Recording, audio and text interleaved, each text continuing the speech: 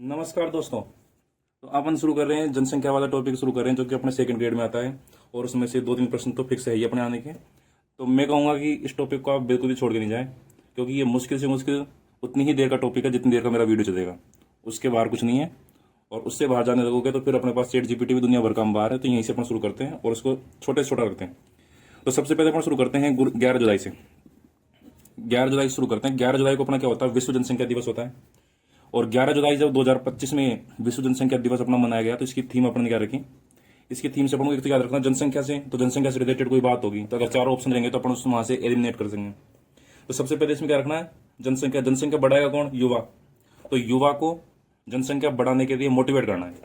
तो इससे रिलेटेड इसका एग्जैक्ट अपने जो शब्द क्या है वो क्या है, युवा को परिवार बनाने में सशक्त करना। युवा को परिवार बनाने में सशक्त करना, ये इसकी थीम हो जाएगी सर। अपन सारे वो प्रश्न देखेंगे जो आ चुके हैं या जिनके आने की संभावना है, सबको देखेंगे। युवा को परिवार बनाने में सशक्त करना, ये क्या हो गई, देखो इसकी थीम हो गई सर। अब इसके अलावा अपने पास जो अपने को पता ही है कि जो जनसंख्या की हर साल रिपोर्ट निकलती है, उसको निकालती है अपनी यूएन की एक संस्था है, संयुक्त राष्ट्र जनसंख्या कोष। और उसकी जगह पे अपने लिखा जा सकता है UNFCA लिखा जा सकता है कि इसके द्वारा जो जनसंख्या रिपोर्ट निकाली जाती है उसके अनुसार होता हो, या इसकी जगह पे डायरेक्ट लिख सकते हैं UN जनसंख्या कोष के द्वारा जो रिपोर्ट निकाली जाती है उसके बारे में बताओ। दोनों में से कोई भी बात अपने पास लिखी जा सकती है। तो अब की बात 2025 में UNFCA ने जनसंख्या की रिपोर्ट निकाली है, जनसंख्या रिपोर्ट 2025 जो निकाली है। इस रिपोर्ट का इन्होंने नाम क्या दिया है, इस रिपोर्ट का इन्होंने नाम दिया the real fertility crisis. Fertility आपको जैसा कि बताइए कि जनसंख्या से संबंधित होता है।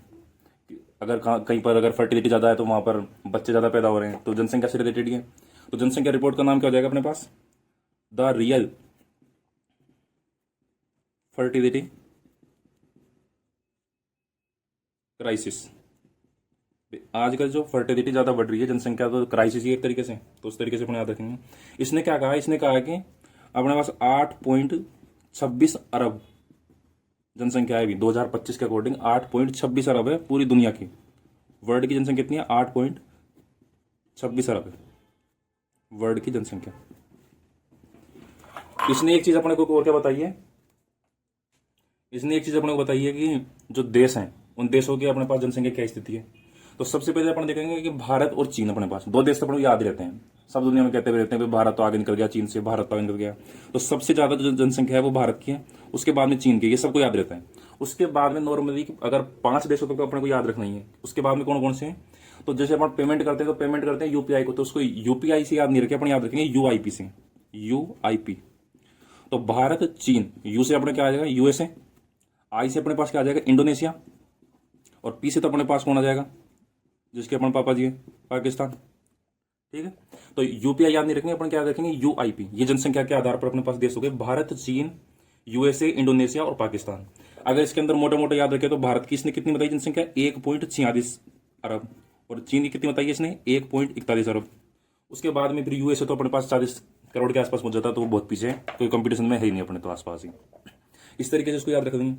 इसके बाद में जनसंख्या से रिलेटेड और अपन क्या फैक्ट देखेंगे कि जनसंख्या से रिलेटेड इस रिपोर्ट का जितना काम था वो तो काम यहीं पे खत्म हो गया। अब इसके बाद में अपन देख लेते हैं कि वर्ल्ड के अकॉर्डिंग जनसंख्या का क्या क्या सीन है। तो सबसे पहले अपन वर्ल्ड के जो जितने भी महाद्वीप है उन महाद्वीपों पे जो भी जनसंख्या उसको देख लेते हैं। तो सबसे पहले अपन उसको याद रखेंगे महाद्वीपों के हिसाब से। महाद्वीपों के हिसाब से कैसे रखेंगे, सबसे पहले तो यहाँ पर अपने पास है एशिया। एशिया बड़ा भी है, एरिया के आधार पर भी खूब है, और अपने पास जनसंख्या के आधार पर भी खूब है। उसके बाद में अपन यहाँ पे बात करेंगे अफ्रीका। अफ्रीका जैसे कि बताइए कि अफ्रीका में थोड़ी पढ़ाई वढ़ाई कम है, पैसे वैसे कम है, तो ठाली बैठे क्या करे, करना है कुछ काम, तो यहाँ पे बच्चे पैदा कर रहे हैं। तो सबसे ज्यादा फिर एशिया के बाद में अफ्रीका आ जाएगी। उसके बाद में अफ्रीका के बाद में अपने को याद रखना है कि यूरोप, क्योंकि यूरोप के अंदर रेगिस्तान नहीं है, यूरोप के अंदर मैदान कम है, वहां पर केवल रहने की जनसंख्या ज्यादा है, तो वहां पर ज्यादा जनसंख्या हो रही है अपने पास। तो अफ्रीका के बाद में जाएगी यूरोप। तो इसको अपन याद रखेंगे सीधा सीधा अपन। सबसे पहले एशिया, उसके बाद में अफ्रीका, अफ्रीका के बाद में चलेंगे यूरोप। इस तरीके से याद रखेंगे, सबसे पहले एशिया, फिर अफ्रीका, फिर यूरोप, उसके बाद में नॉर्थ अमेरिका, उसके बाद में साउथ अमेरिका। ठीक है, एशिया, एशिया के बाद में अफ्रीका, अफ्रीका के बाद में यूरोप, यूरोप के बाद में क्या करेंगे नॉर्थ अमेरिका, उसके बाद में साउथ अमेरिका, उसके बाद में अपने पास जो अंटार्कटिका द्वीप है तो वहां पर जनसंख्या रहती नहीं है, तो 5 के बाद में सीधा जाएगा अपने पास ऑस्ट्रेलिया, सीधा जाएगा अपने पास ऑस्ट्रेलिया। ये अपने पास जनसंख्या के हिसाब से याद रख देंगे। लेकिन अपने को ये डायरेक्ट तो क्रम से तो याद रखने ही रखने, उसके अलावा अपन को परसेंटेज भी दिमाग में होनी चाहिए कि भाई किसकी कितनी परसेंटेज है। तो सबसे पहले अगर अपन एशिया की बात करें तो एशिया की जनसंख्या है 62।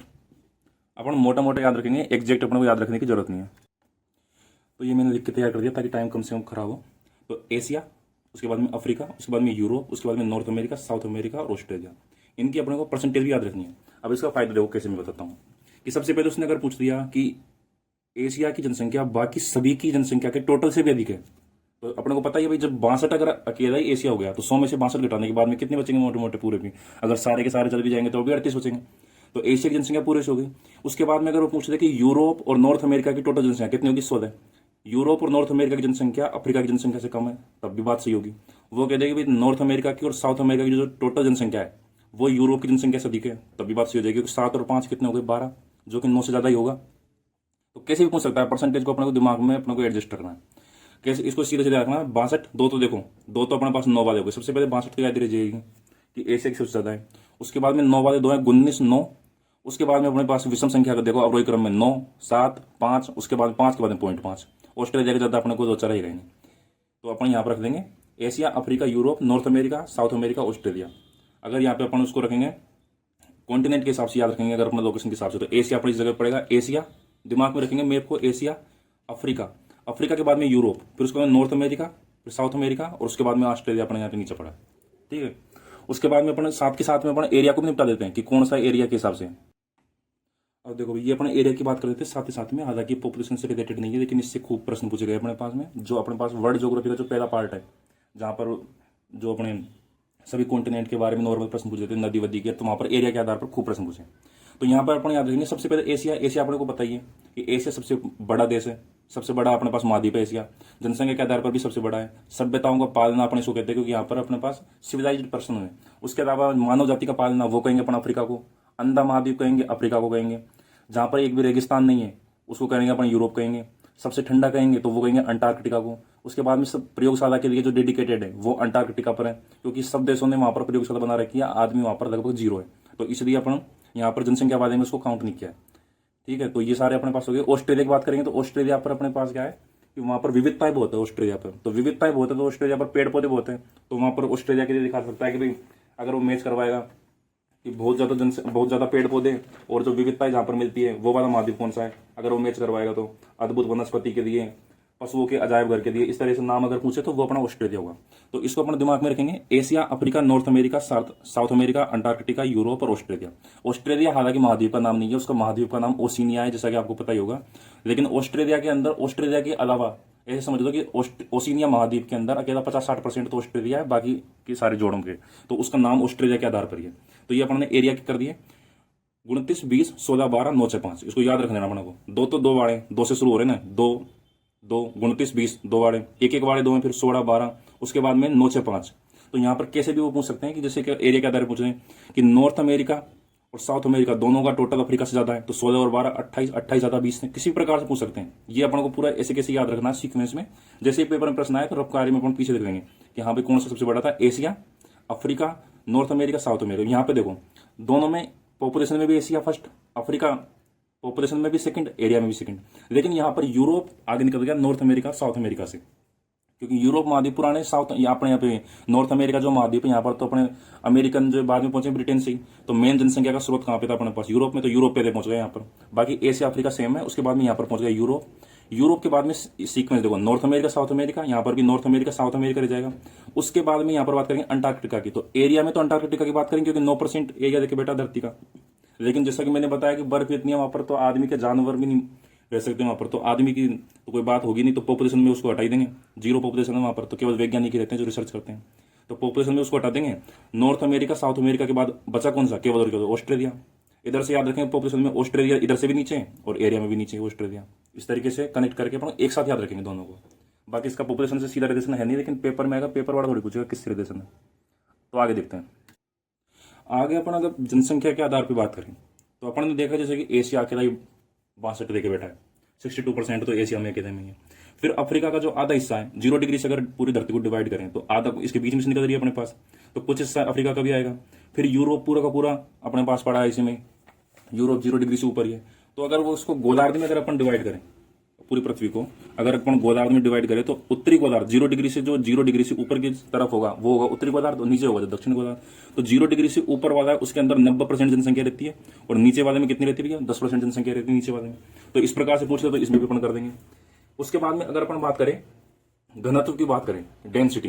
डेंसिटी का मतलब क्या होता है कि अगर एक घर में अगर एक आदमी रहता है, दूसरे घर में एक आदमी रहता है, तीसरे घर में 5 आदमी रहते हैं, तो जिसमें सेम एरिया में एरिया सेम हो लेकिन आदमी ज्यादा हो तो उसको अपन बोलेंगे डेंस, गहरा, घनत्व ज्यादा होगा उसको। तो जिस जगह पे घनत्व ज्यादा है उनको अपन सबसे पहले टॉप 5 को याद रखते थे घनत्व वाले। तो घनत्व में सबसे पहले अपन बात करेंगे मोनाको। मोनाको सबसे ज्यादा घनत्व है मोनाको के अंदर। मोनाको की बात कर देंगे अपन Singapore. Monaco, Singapore second number पर है। फिर है बहामास, बहामास हो गया। चौथे नंबर पर अपन याद रख देंगे बांग्लादेश, बी से ही बहामास और बी से अपने पास क्या हो गया? बांग्लादेश। उसके बाद रख देंगे अपन ताइवान।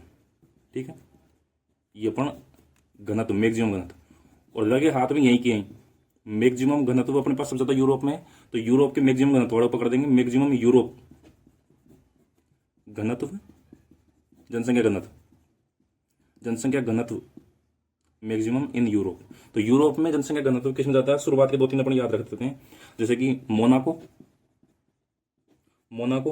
माल्टा, देश के नाम है माल्टा, जो अपने भूमध्य सागर में पड़ता है माल्टा। कभी टाइम मिलेगा तो पूरा अपन एक साथ पूरा नक्शा खोल कर पूरा डिवाइड करेंगे एक एक को, पूरे देश कहाँ पर पड़ते हैं, कौन सा कहाँ पर पड़ता है। तो मोनाको, माल्टा, नीदरलैंड। तो यहां से देखो अपने पास कितनी चीजें समझ में आई। एक बार मिनिमम और देख देता हूं मैं। मिनिमम घनत्व, मिनिमम जो जनसंख्या घनत्व वो कहाँ कहाँ पर है? तो मिनिमम घनत्व में अपने पास सबसे कम तो है मंगोलिया में। मंगोलिया जैसे कि बताइए अपने को चीन के जस्ट ऊपर है मंगोलिया। मंगोलिया जिसकी राजधानी अपने पास है उलान बटोर। मंगोलिया के बाद में करेंगे अपने नामीबिया। नामीबिया अपने को पता ही है, अपने ये पड़ता है अफ्रीका के अंदर नामीबिया। मंगोलिया, नामीबिया, उसके बाद में है ऑस्ट्रेलिया। ऑस्ट्रेलिया के अंदर क्या है कि ऑस्ट्रेलिया के जो चारों तरफ बॉर्डर है ना, चारों तरफ जो ऑस्ट्रेलिया देश की सीमा पर तो लोग रहते हैं, और इसके जो अंदर की तरफ है वो रेगिस्तान ज्यादा है। तो वहां पर एरिया दिखने में बड़ा लगता है, भारत से बड़ा है, लेकिन वहां पर पॉपुलेशन बहुत कम है। उसके बाद में अपने पास है आइसलैंड। ऑस्ट्रेलिया के बाद में आइसलैंड। ठीक है, 3-4 याद रख देंगे, कोई दिक्कत नहीं है। तो यहाँ पर प्रश्न कैसे पूछ सकता है कि जैसे पूछ लेगा इनमें से 4-5 ऑप्शन दे दिए अगर यूरोप, क्योंकि यूरोप के अंदर देश भी ज्यादा है और वहां पर थोड़ा उसको समझना मुश्किल होता है। तो यूरोप के दे देंगे बड़े बड़े देश, ब्रिटेन दे देंगे, फ्रांस दे देंगे, इटली दे देंगे, फिर उसमें इनमें से किसी एक का नाम दे देंगे, माल्टा दे देंगे। पूछेंगे किसमें से घनत्व, जनघनत्व किसमें ज्यादा है, जनसंख्या घनत्व। तो अपन इनमें से अगर कोई भी ऑप्शन है यूरोप के अंदर तो ये इस प्रकार का सीक्वेंस रहेगा।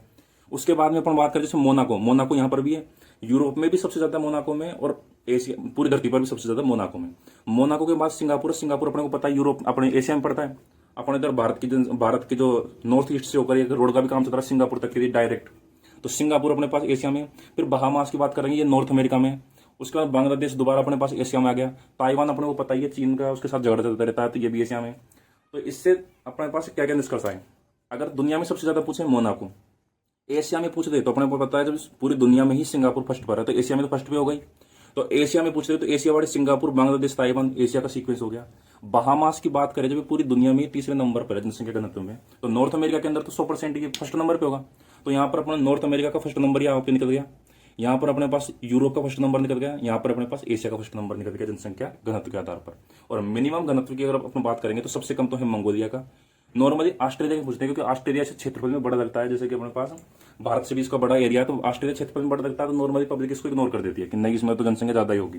लेकिन ऑस्ट्रेलिया के अंदर क्या है, बॉर्डर पे चारों तरफ तो सीमाओं पर तो लोग रहते हैं, अंदर की तरफ उसके अंदर रेगिस्तान है, जिसको 7 GB नाम ट्रिक से भी याद रखते हैं।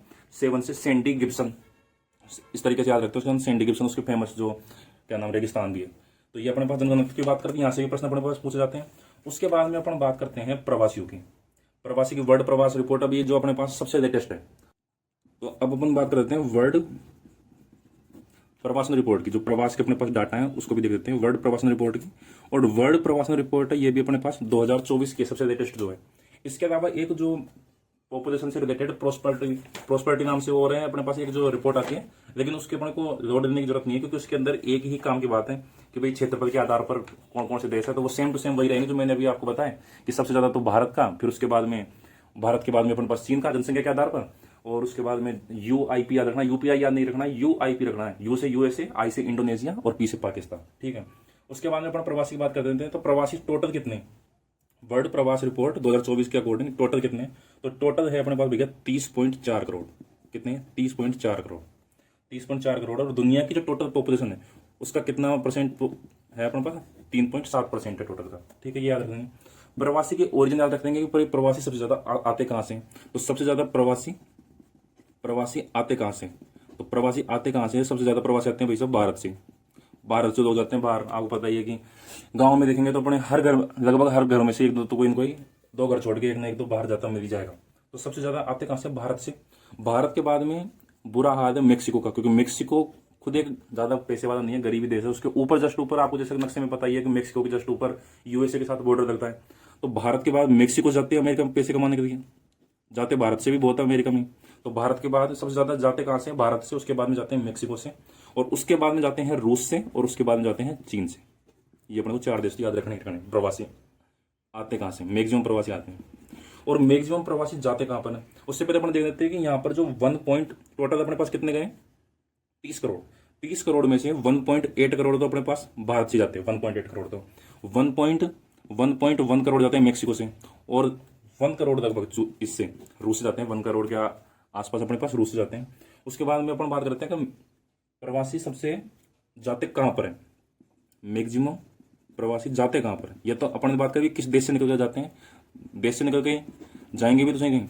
तो मैक्सिमम प्रवासी जाते कहाँ पर है? तो वही जाते हैं जहाँ की दुनिया दीवानी है, अमेरिका की। पैसे सबसे ज्यादा, पावर सबसे ज्यादा, सब चीजें उसके पास है, तो सब वहीं पे जाना प्रीफर करते हैं। तो सबसे ज्यादा जाते कहाँ पर है? यूएसए के अंदर।